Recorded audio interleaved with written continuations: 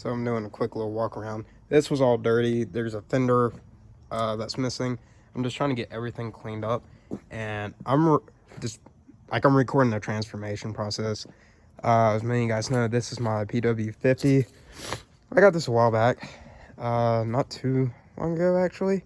Same time I got the 212 Yamaha, and this thing just completely was done for.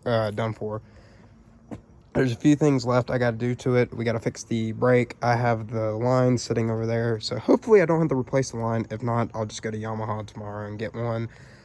And I need a new cool thing, because yeah, I mean, everything works. I did a oil pump delete, well, sorta. So I didn't take off the actual part. I just disconnected everything. So we got a little weight reduction. Needed to work the float. It's running good, but we still need a filter in it. I still think it's running a little bit weird due to it not having a filter. Got a fuel shut off right here. Just one of those extra nice features to put on.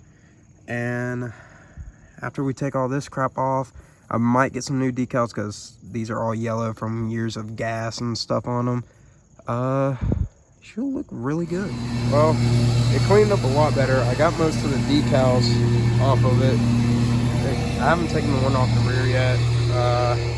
Back tire, or back wheel, needs a little love. Probably just needs new tires in general.